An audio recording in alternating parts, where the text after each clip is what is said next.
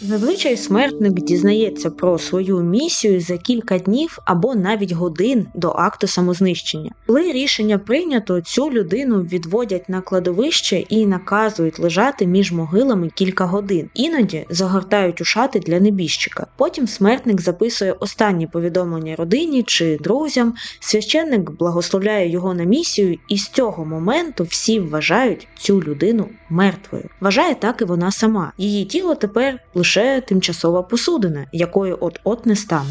Ви на каналі Поки Кіт спить, і сьогодні я розповім про те, хто і як вербує терористів та чому деякі з них стають смертниками. Хоча, насправді, цей канал вже давно пора перейменувати у Поки Кіт дрімає, а не Поки Кіт спить. Існування терористичної організації напряму залежить від того, чи здатна вона переконати нових людей приєднатися до своїх лав. Тому, наприклад, Аль-Каїда навіть випустила посібник, який називається «Курс мистецтва вербування» з покроковою інструкцією, як і що робити. Там же вказано, що ситуація, в якій у кінцевому підсумку не вдалося залучити відданого бійця, себто солдата, який готовий вбивати заради організації інших і себе самого, це не провал вербування, бо терористам потрібні не лише ті, хто готовий брати зброю до рук, а й ті, хто можуть забезпечувати її функціонування, тобто організації, певними ресурсами, себто надавати гроші чи приміщення для зустрічі членів організації. Тому і терористи – це не завжди бородаті чоловіки з кримінальним минулим чи з бідних сімей, які постійно ходять зі зброєю наперевіз, як їх стереотипно уявляють. Наприклад, в Індонезії у 2018 році теракт вчинила ціла сім'я. В одній церкві жінка підірвала себе разом з доньками, поки її чоловік і сини підірвали себе у двох інших священних спорудах. Їх знали як досить заможну родину з вельми демократичними поглядами на життя.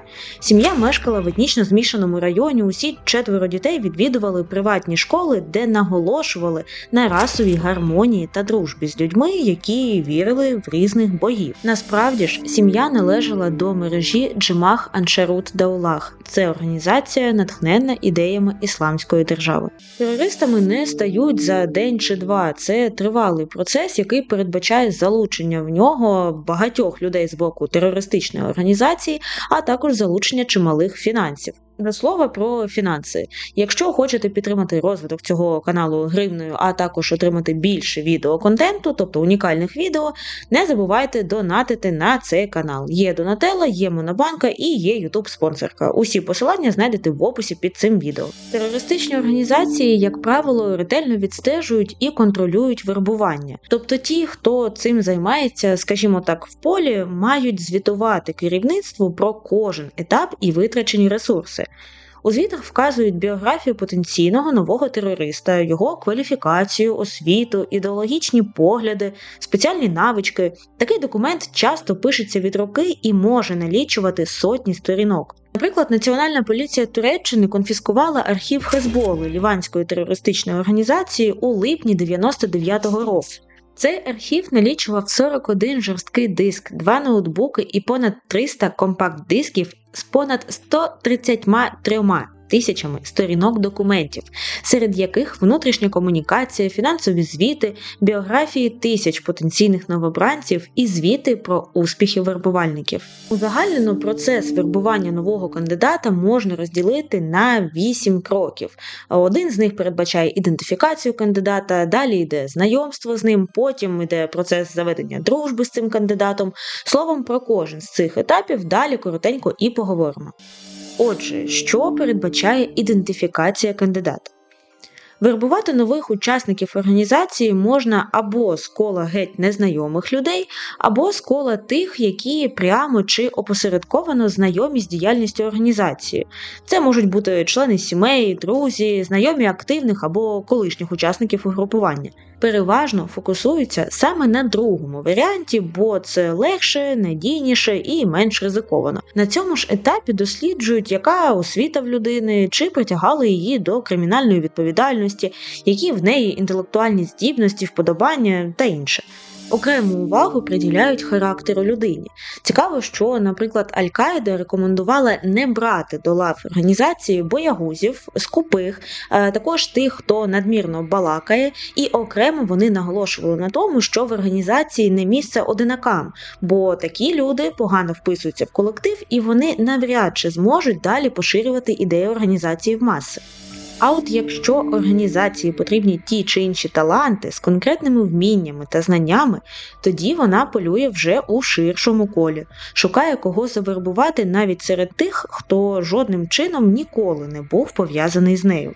До прикладу, Ірландська республіканська армія, яку сьогодні деякі країни називають терористичною організацією, відвідувала кампуси коледжів і шукала потенційних новобранців з вищим освітнім ступенем, особливо в галузі математики та хімії. Наступний, другий крок – це ініціювання контакту. Коли терористи розуміють, хто їхня ціль, з нею треба якось познайомитися. Тому вони відвідують ті самі концерти, кафе, виставки, магазини, словом, будь-які місця, де можна перетнутися з кандидатом і зав'язати розмову. Ясна річ, ніхто не каже «Привіт, я терорист, хочеш до нас? Долучайся».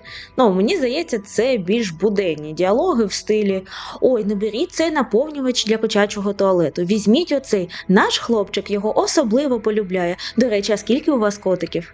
Я це так десь бачу. В мене був діалог про каву, але так давай про кошаче говно.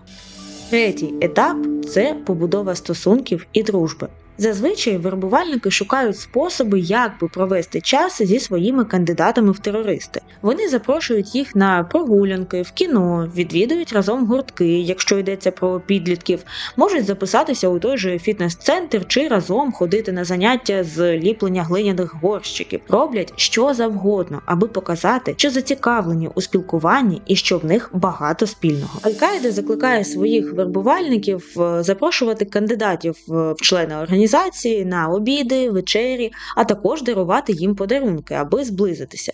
Крім того, в організації є окрема анкета з кількома питаннями, на які вербувальник має відповісти, щоб зрозуміти, чи кандидат готовий долучитися до організації і чи можна з ним продовжувати взагалі вести бодай якийсь діалог. Ось кілька питань про кандидатів звідти. Він хоче вас бачити? Чи розмовляє він з вами про свої особисті справи та захоплення? Чи сказав він вам, що любить вас, чи зросла ваша прихильність до нього? Чи приймає він ваші поради і чи поважає вашу думку? Вербувальники зосереджуються на тому, аби зрозуміти, чи можуть вони довіряти людині, яку обробляють, і чи можна продовжувати комунікацію. Четвертий етап – це розвиток дружби та довіри і насадження ідеологічної складової, а також гра на емоціях. Коли вербувальник переконується, що може довіряти кандидату, і коли організація схвалює цього кандидата на основі тих звітів, про які я казала раніше, вербувальник починає поглиблювати дружбу з жертвою. На цьому етапі він плекає ідею, що вони є близькими друзями, або навіть більше, кимось на кшталт братів чи сестер. Це потрібно для того, аби людина вірила всьому, що каже вербувальник, а також це наближує її до стану, коли вона не зможе сказати вербувальнику «ні», коли той про щось попросить. Бо, а як ти відмовиш своєму чи не найкращому другу? Аль-Каїда називає цю стадію пробудження іману, або ж пробудження віри, і радить своїм вербувальникам, цитую, не показувати кандидату жодних відео, аудіо, що стосуються джихаду, за винятком випадків, коли іман, себто віра кандидата, знаходиться на високому рівні і коли він перебуває у стані спокою, щоб якнайкраще вплинути на нього та на його серце. Кінець цитати. Натомість заборонено показувати відео чи вмикати аудіо, коли потенційний кандидат стурбований або сумний, бо це матиме лише негативний ефект. П'ятий крок – це ізоляція завербованої людини та налагодження зв'язку з іншими терористами з організації. Це найважливіша та найбільш інтенсивна фаза вербування. Як правило, на цьому етапі вербувальники роблять все, щоб переконатися в тому, що кандидат дійсно вірить в ідеї організації. Під час цього етапу вербувальник пропонує кандидату разом читати ідеологічну, релігійну літературу та обговорювати її. Те саме стосується відео по цій темі чи ідеологічних фільмів. Новобранці знайомлять з іншими членами організації, які роблять все можливе, аби аби новенький почувався комфортно. Тобто з ним ввічливо і доброзичливо спілкуються, не засуджують, відповідають на питання, що його цікавлять, допомагають у разі потреби. Це потрібно для того, аби новенький якомога менше часу проводив зі своїм звичним оточенням і навпаки якомога більше часу проводив з членами терористичного угрупування. Наприклад, заборонене у Туреччині ліве угрупування Революційна народна визвольна партія «Фронт» змушувала новоприбулих учасників, в лагідній формі, звісно, змушувала, читати 300 сторінок ідеологічної літератури на день, узагальнювати те, що вони зрозуміли, і обговорювати це з однолітками протягом 90 днів під час літніх канікул. На цьому етапі близькі вже можуть помітити не лише зміни у поведінці своєї близької людини, яка потрапила в обробку терористів, а також і очевидні зміни в її зовнішності. Ось як матір хлопця на ім'я Деміан Клармонт, який приєднався у 2013-му до Джабгат ан-Нусра, ісламської терористичної організації, описувала побачене наступним чином. Якщо він був у гостях і телефонували його нові друзі, він відповідав на телефонні дзвінки лише на вулиці. Він не їв з родиною, якщо на столі стояло вино. Він сказав мені, що про жінок повинні піклуватися чоловіки і що прийнято мати більше ніж одну дружину. Шостий етап – це зміцнення припущень про нову ідентичність. Кандидати в терористи на цій стадії усвідомлюють, що вони повністю приєдналися до групи, прийняли ідентичність і терористичні вчення, яке їм нав'язав вербувальник і нова мережа спільників. Ізоляція людини триває, тепер за нею пильно стежать інші члени організації. І саме на цьому етапі кандидату пропонують офіційно приєднатися до лав терористичного угрупування. Як правило, якщо людина на це погоджується і переходить на наступний етап, витягти її з лап цієї, м'яко кажучи, не дуже хорошої компанії практично неможливо. Сьомий етап – це знайомство новобранців із простими терористичними діями, як то демонстрації чи ідейні публікації в соціальних мережах або ж якесь хуліганство. Новобранців вітають у групі та призначають переважно до місцевого сектору терористичної організації. Часто це не бойове крило, де вони можуть набути більше досвіду в тому, що потрібно буде робити для організації надалі. В цей час новачкам пропонують заявити про себе і продемонструвати свою прихильність організації. Як це зробити?